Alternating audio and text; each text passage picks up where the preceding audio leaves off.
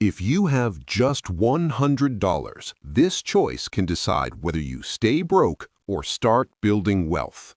Most beginners either do nothing or gamble their first $100 on random stocks, crypto, or YouTube tips. And when they lose it once, they never invest again. But smart investors don't start with big money. They start with the right first move.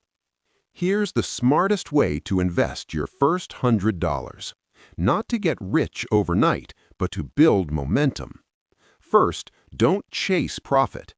Chase experience.